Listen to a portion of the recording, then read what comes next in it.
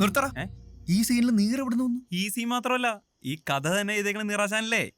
ഓഹോ, സ്വന്തം അച്ഛനെ പോലെ കരുതി നീറാശാൻ വരെ ഇത് മറച്ചു വെച്ചു അല്ലേ? എല്ലാത്തിനും കാരണം നീയും അവളുവാ. പിന്നെ അവളല്ല, പിന്നെ എടത്തിയമ്മ ബാബിജി. ബാബിജി ഒറ്റ വെച്ചെന്നുണ്ടല്ലോ. എടാ, നീ ബോംബെ കണ്ടിട്ടുണ്ടോ? ഞാൻ കണ്ടിട്ടൊന്നുമില്ല. പിന്നെ എവിടുന്ന ഹിന്ദി? ഞാൻ ടൗണിലെ ടൂട്ടൂർ കോളേജിന്റെ മേളില താമസിക്കണേ. അങ്ങനെ ഹിന്ദി. അവന് മറ്റൊരു അധോലോകം. എടാ തെണ്ടി, നീ ഒറ്റൊരുത്തം കാരണം ഈ രണ്ട് കരക്കാരും തമ്മിൽ ഇത്രയും പ്രശ്നം ഉണ്ടായത്. എനിക്ക് ശ്രീദേവി ഒന്നും കാണാൻ പോലും പറ്റത്തില്ല. അറിയോ? അറിയരുത്. എന്താ? ഭഗവാൻ യാതൊരു കാരണവശാലും അറിയരുത്. നമ്മൾ ഒറ്റക്കെട്ടായിട്ട് നിൽക്കണം. ഹം ഏക് പരിവാർ ഹേ. ഇനി നീ ഒരൊറ്റ അക്ഷരം ഹിന്ദി പറഞ്ഞ അടിച്ചതിന്റെ പരിപ്പി അളക്കും. ഹിന്ദി വേണ്ട. ശ്രീദേവി നിനക്ക് കിട്ടാനും ശ്രീകലയുമായി എനിക്ക് നാട്ടിൽ വരാനും ഇനി 2 വഴിയുള്ളൂ. എന്താണ്? ഒരെണ്ണം ആ തോക്കടിച്ച് മാറ്റുക, ഇല്ലെങ്കിൽ ഭഗവാനെ തട്ടുക. തേവര് വിചാരിച്ച പോലും ഈ 2 കാര്യങ്ങളും സംഭവിക്കാൻ പോകുന്നില്ല. നടക്കും. ആദ്യമേ വന്ന കാര്യം നടത്താം. ഓക്കെ, അളിയൻ കയറിക്കോ. എന്താ? നമ്മളിപ്പോ ശരിക്കും അളിയന്മാരായില്ലേ? അളിയ അളിയൻ. അപ്പൊ കയറിക്കോ. ഇറങ്ങാൻ ഭഗവാന്മാരെ അങ്ങ് മനസ്സിൽ ധ്യാനിക്കുക. കേറിക്കോളാ. നിക്ക് പോണ വഴിക്കേ ആയുധം കയ്യിലിരിക്കട്ടെ. ഇതാ ബോംബെയിൽ എങ്ങനെയായിരിക്കും അല്ലേ? നീ ബോംബെ മുന്നിൽ പോയിട്ട് തെണ്ടി ബോംബെ മുന്നിൽ അടിച്ചിന്റെ ഇവിടെ ഒരു മാവുണ്ടായിരുന്നു. തീരുന്നില്ലല്ലോ. അയാള് വെട്ടിയാ. കീറുന്തോറും ഏണിയുടെ നീളം കൂടുകയാണോ? അതേ നിൽക്കണം. ഈശ്വര,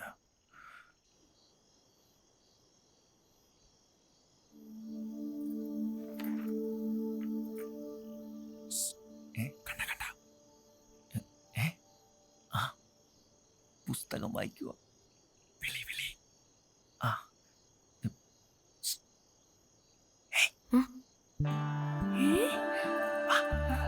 അയ്യോ, അച്ഛനമ്മ ഉറങ്ങിയിട്ടില്ല.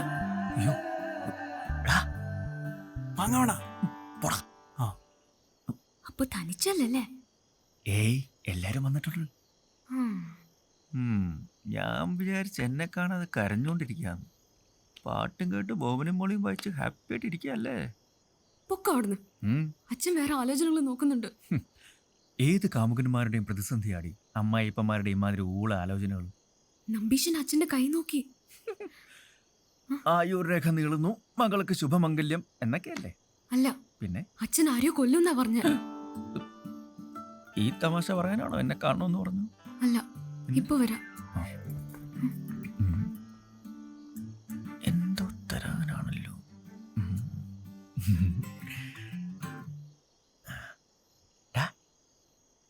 വേണ്ട, അതിലും മധുരമുള്ളത് അവള് തരാൻ പോവാ. നല്ല പുള്ളിയോട്ടോ. മിനിയേട്ടാ, ഇത് മാധവേട്ടന് കൊടുക്കണം.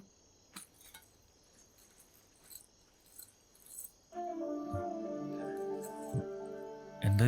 മിനിയേട്ടാ, ശ്രീദേവി ടോക്കീസ് എന്നും എപ്പോഴും അവിടെ തന്നെ ഉണ്ടാവണം. ഒരു കാരണവശാലും ടാക്കീസ് ഞങ്ങൾ വിട്ടുകൊടുക്കത്തില്ല. ഇതിവിടെ തന്നെ ഇരിക്കട്ടെ. എത്ര വലുതാണെങ്കിലും ചെറുതാണെങ്കിലും നമ്മുടെ ടോക്കീസിന് വേണ്ടിയിട്ടല്ലേ. ഇത് മാധവേട്ടന് കൊടുക്കണം. അല്ല, അത് മിനിയേട്ടാ, കളിയല്ല. അച്ഛൻ വളരെ കാര്യമായിട്ടാ 2 ദിവസമായി ഹാലളകി നടക്കുക. ഉത്സവം നടത്താൻ പോലും പോവാതെ അച്ഛൻ എവിടെ ഇരിപ്പാ? ഉത്സവം കഴിഞ്ഞ ഉടനെ കല്യാണം നടത്താനാ. വിനേട്ടന് എന്താ ഒന്നും മിണ്ടാത്ത? നമുക്ക് ചേച്ചി പോയതുപോലെ ഇവിടെ നിന്ന് ഇങ്ങോട്ടെങ്കിലും പോവാം. ഒളിച്ചോടാനാ? ഈ കയ്യെന്നെടുത്ത് എന്നിട്ട് വേണം ഉണ്ട് എന്നെ നെഞ്ചത്തോട്ട് തുളച്ചു കയറാൻ. കൊള്ളാം. എടാ, ഒളിച്ചോടാന്ന് ഒരേ ചോരയില്ലേ, അങ്ങനെ പറയൂ. ഒളിച്ചോട രക്ത. ഇവളും പോവും. അപ്പോഴേക്കും പണിഞ്ഞോ? ഞാനൊരു തമാശ പറഞ്ഞല്ലേ? എന്നോട് മിണ്ടണ്ട. പിണങ്ങിയടാ. അയ്യോ, പാട്ടുപാട്. ബോംബെയില് അല്ല ബേബുലു, നീ പാടിക്കോ. സിനിമയിലേക്ക് എങ്ങനെയാ? നീ പാടല്ലേ?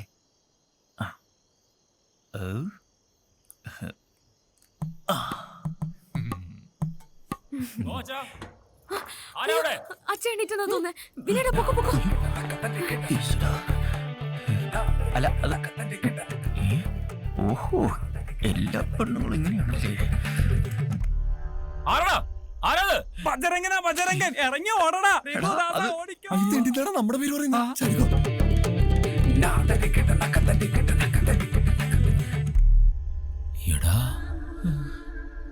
നീയോ? ഈ ജനലിന്റെ കൊളുത്ത് ശരിയാക്കണമെന്ന് പറഞ്ഞായിരുന്നു. ഉറക്കത്തിൽ കുട്ടിയെ ശല്യപ്പെടുന്നുണ്ടെന്ന് കരുതി. അതാ. എടാ തെണ്ടി. അളിയാ. കണ്ടാ വല്ലതും കാണണ്ട. ഭഗവാന്റെ കയ്യിൽ തോക്കുണ്ടാ. ആരോന്ന് തോന്നണേ. അവസ്ഥയ്ക്ക് ഒരു മാറ്റവും ഇല്ല. എടാ നീറാശാനും മാധവേട്ടനും. ഞാൻ കണ്ടില്ല. സ്ഥലത്തെ പ്രധാനികൾ രണ്ടുപേരും ഉണ്ടല്ലോ. ഇന്നെന്താ നീറ പണിയൊന്നുമില്ലേ? ഇന്ന് പണി ഇവിടല്ലേ മേനോൻ സാറേ?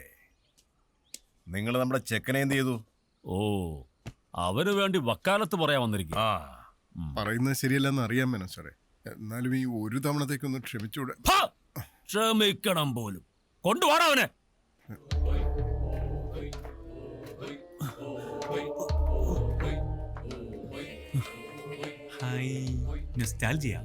നാട്ടുകാർ ഈ വക സമ്പ്രദായത്തിൽ ഒരു മാറ്റൂല അല്ലേ? ബോംബെയില് ഇങ്ങനെയൊക്കെ തന്നെ. ബോംബെ എന്റെ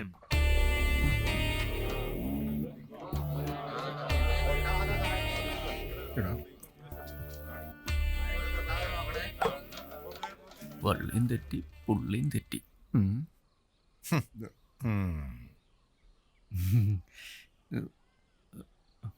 ഇവന്റെ കൂടെ കുറെ വിളഞ്ഞന്മാരും കൂടി ഉണ്ട്. എല്ലാറ്റിന്റെ നോക്കി വെച്ചിട്ടുണ്ട് ഞാൻ. നിങ്ങളേടാ എടോ മാധവ, തനിക്ക് ഉളുപ്പില്ലടോ. കാശ് ചക്കച്ചോള പോലെ എണ്ണി വാങ്ങിച്ചിട്ട് തിരിച്ചു തരാൻ പറ്റാണ്ടാവുമ്പോ കണ്ട പിള്ളേരെ വിട്ട് മോട്ടിക്കല്ല വേണ്ടത്. തൊണ്ടി സഹിതമാണ് അവനെ പിടിച്ചിരിക്കുന്നത് ഞാൻ. അവനെയൊക്കെ പിടിച്ച് അകത്താക്കുക വേണ്ടത്. അയ്യോ നിർത്തണോ? കൊറേ നേരമായില്ല. അപ്പം മേനോനെ, ഇതൊക്കെ ചിന്തിക്കുന്നതിന് മുമ്പ് ഒരു കാര്യം ഓർത്തോ. സൂര്യൻ ഉദിച്ച് ഉച്ചയിലെത്തിയ പിന്നെ പെരുപത്ത് കടവുകാരുടെ നാക്ക. വെറുതെ നാട്ടുകാരെ കൊണ്ട് അതൊന്നും പറയിപ്പിക്കണ്ട. ആ ഇപ്പൊ ഇതാ നല്ല കൂത്തായേ. ഉത്സവപ്പറമ്പ് ഇവനൊക്കെ കാട്ടിക്കൂടി തോന്നുന്ന വെറുതെ വിട്ടതാ. ഇന്ന് ഇതിനൊരു തീരുമാനം ഉണ്ടാക്കാൻ ഇവനെ അടിച്ചു കൊടുത്താൽ പ്രശ്നമില്ല. എന്നാ അതൊന്ന് കാണണമല്ലോ. ആ കാണാം. ആ, കോച്ച ഓ അയച്ചു വിടറോ. അല്ലടിയം പറഞ്ഞത് ചെയ്താ മതി. അയച്ചു വിടൂ. അതാ രണ്ടു കൂട്ടർക്കും നല്ലത്. മാറങ്ങോട്ട് മാറ അഴിക്കേ. ഇങ്ങോട്ടിറങ്ങാ. എടാ ചെറുക്ക, ഇവനെ പോലുള്ള മരം കയറുകളുടെ കൂട്ടുപിടിച്ച് ഇവിടെ കയറി നരങ്ങാനാണ് ഭാവമെങ്കിൽ തീർത്തു കളയും എല്ലാറ്റിനെയും. ഉത്സവം കഴിഞ്ഞാൽ ശ്രീദേവിയുടെ കല്യാണം. അതിനു മുമ്പ് ഈ പരിസരത്ത് കണ്ടുപോകരുത് ഒരുത്തനെ. മേനോനെ, ഇവന്റെ കൂടെ അവൾ ഇറങ്ങി വരാൻ തയ്യാറാണെങ്കിൽ ഈ പെരുവത്ത് കിടവത്തെ മണ്ണിൽ അവർ ഒരുമിച്ച് ജീവിക്കും. വാടാവിനെയാ. വെല്ലുവിളിയൊക്കെ കൊള്ളാം, അത് പിള്ളേരുടെ കാര്യം.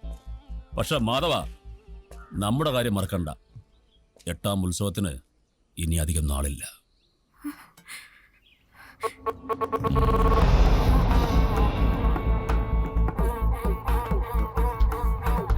വാ, നീ വാ. വാടാ.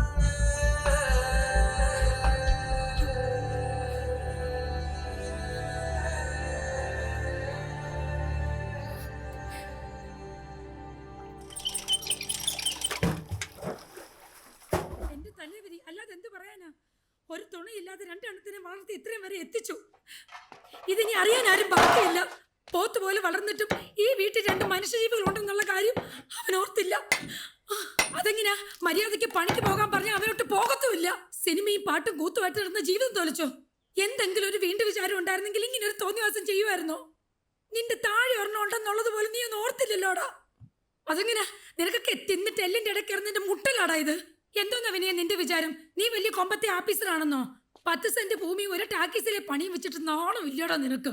അതിനെന്താ അമ്മേ, നല്ല പൊന്നു പോലത്തെ മരുമോളല്ലേ കിട്ടിയേക്കുന്നേ. എന്റെ കയ്യിൽ നിന്ന് മേടിക്കാതെ കയറി പൊക്കോണം നീ.